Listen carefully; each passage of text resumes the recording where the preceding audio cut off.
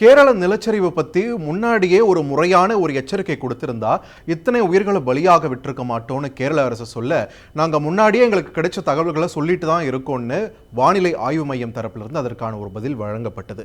இதே இங்கே நம்ம சென்னையிலே எடுத்துக்கிட்டிங்களேன்னா, போன வருஷம் 20 சென்டிமீட்டர் அளவுக்கு மழை பெஞ்சாலும் ரோட்டில் தண்ணி நிற்காத அளவுக்கு நாங்கள் மழைநீர் வடிகால் பணிகளை செஞ்சுருக்கோம்னு அரசாங்கம் சொல்ல, வந்ததோ 50 சென்டிமீட்டர் மழை. இப்படி அடிக்கடி இயற்கை நமக்கு கொடுக்கக்கூடிய அதிர்ச்சி கலந்த ஆச்சரியங்கள் எக்கச்சக்கம். அதை முன்னாடியே கண்காணிப்பதற்கான வசதிகள் நம்ம அளவுக்கு போதிய அளவில் இல்லையோ என்பதைத்தான் சமீப காலங்களில் சில தோல்விகள் நமக்கு உணர்த்தக்கூடிய பாடங்கள். இந்த ஒரு குறையை நிவர்த்தி செய்வதற்காக மத்திய அரசு பிரம்மாண்டமான ஒரு திட்டத்தை லான்ச் பண்ணியிருக்காங்க. அதுதான் மிஷன் மோசம், அதாவது பருவ காலத்திற்கான திட்டம். அதை பற்றி தான் இந்த தொகுப்பில் பார்க்க இருக்கிறோம். இது தந்தையின் டிஜிட்டல் எக்ஸ்க்ளூசிவ். வழங்குவதற்காக நான் பார்த்திபன்.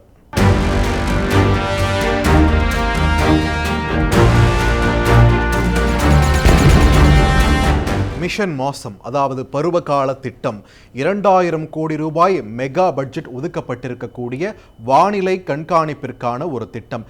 இப்போ நம்ம கிட்ட இருக்கக்கூடிய வானிலை கண்காணிப்பு மையம், அதனுடைய என்டையர் சிஸ்டம் இருக்கு இல்லையா, அதை மொத்தமாக அப்கிரேட் பண்ணுவதற்கான ஒரு திட்டம் தான் இந்த மிஷன் மோசம்.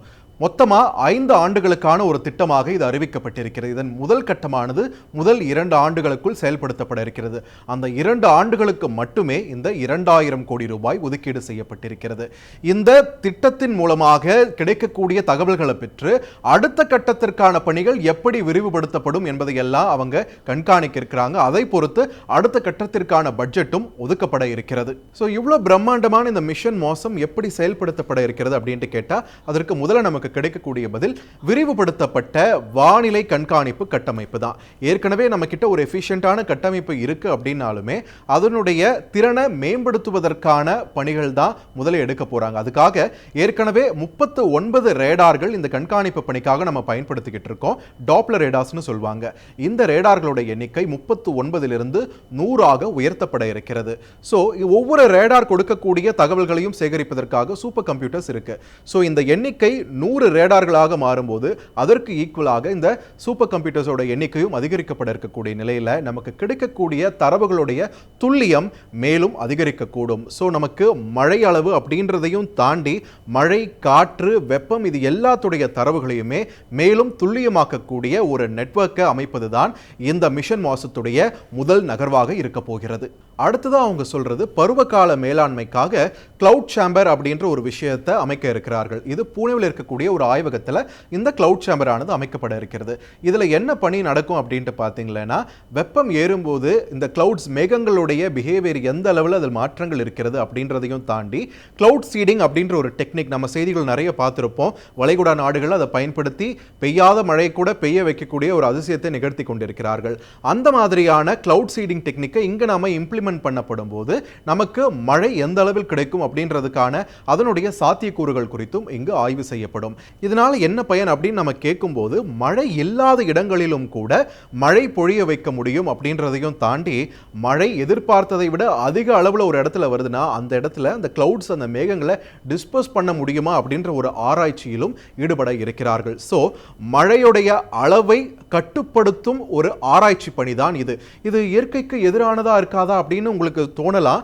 ஆனா இது இயற்கைக்கு எதிரானதுன்றதை விட இயற்கையை நம்மளுடைய தொழில்நுட்பத்தை பயன்படுத்தி மேனிபுலேட் பண்றோம் அப்படின்னு தான் நம்ம எடுத்துக்க வேண்டியதா இருக்கு. ஏன்னா நம்ம சந்திக்கக்கூடிய பாதிப்புகள் அந்த அளவுக்கு பிரம்மாண்டமாக இருக்கக்கூடிய பட்சத்தில் அதை எந்த அளவுக்கு நம்மளால குறைக்க முடியுமோ குறைக்க வேண்டியது நம்முடைய கடமையாக இருக்கிறது. இதுக்கு நாம தொழில்நுட்பம் பயன்படுத்துவதும் இங்க இன்றியமையாததாகிறது. இது எல்லாத்தையும் விட இன்னும் முக்கியமான ஒரு விஷயம் வானிலை தொடர்பான கணிப்புகள். மழைக்காலம் வரும்போதெல்லாம் இங்க செய்தி ஊடகங்களில் நம்ம பார்ப்போம், இன்னைக்கு இந்த மழை எந்தெந்த இடத்துல பொழியும் பொழியாதுன்ற அந்த கணிப்பு குறித்த தகவல்களை, இந்த மாவட்டத்தில் இத்தனை மணிக்கு இத்தனை அளவுக்கு மழை பொழியும் அப்படின்ற ஒரு கணிப்பு அடிப்படையிலான தகவல்களை கொடுக்கும்போது திடீர்னு ஏதோ ஒரு மாற்றம் ஏற்பட்டு அந்த பகுதியில் மழை பொழியாது, அதுக்கு பக்கத்தில் இருக்கக்கூடிய பகுதியில் மழை பொழியக்கூடிய நிலவரத்தை எல்லாம் நம்ம பார்த்துருக்கோம். இந்த அக்யூரசி இங்க மிஸ் ஆகுது. இது நம்முடைய தொழில்நுட்பத்தை தாண்டி இயற்கையின் சக்தி என்றுதான் நம்ம எடுத்துக்கணும். இந்த அக்யூரசியை எந்த அளவுக்கு அதிகப்படுத்த முடியும் அப்படின்றது தான் இந்த மிஷன் மோசம் செயல்படுத்தக்கூடிய திட்டங்கள்ல ஒன்றாக இருக்கிறது. இதுக்காக இப்ப என்ன பண்ண போறாங்கன்னு பாத்தீங்கன்னா, இப்ப வானிலை கணிப்புக்கு இது தொடர்பான இந்த தகவல்கள் எல்லாம் பாத்தீங்கன்னா ஒரு 12 கிலோமீட்டர் தொலைவில் இருந்து நமக்கு கிடைக்கக்கூடிய தகவல்களை தரவுகளை வச்சு தான் நம்ம இது பண்றோம். இதை 6 கிலோமீட்டர் என்ற அளவில் குறைக்கப்படும் போது என்ன ஆகுதுன்னு பார்த்தீங்கன்னா, நமக்கு கிடைக்கக்கூடிய தரவுகள் இன்னும் துல்லியமாக இருக்கும்.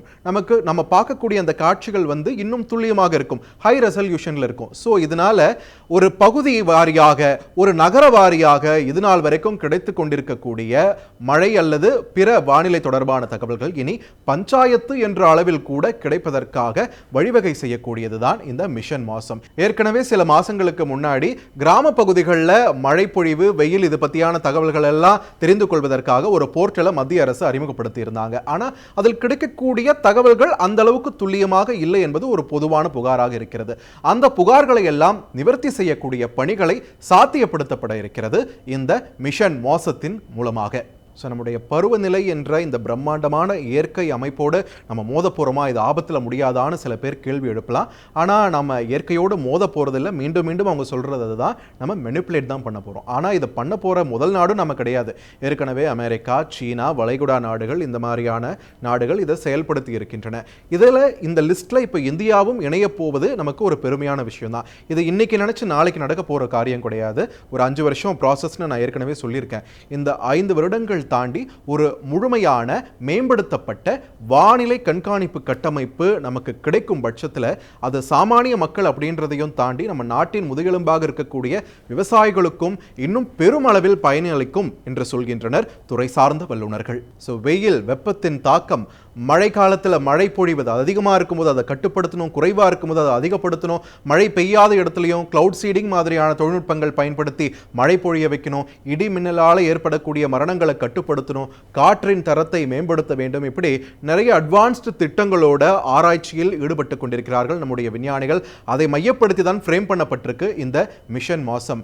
ஸோ இந்தியா மாதிரியான ஒரு பிரம்மாண்டமான பல்வேறு நிலப்பரப்புகள் கொண்ட நாட்டில் ஏதாவது ஒரு மூலையில் பேரிடர் சம்பவங்கள் அரங்கேறி கொண்டுதான் இருக்கின்றன.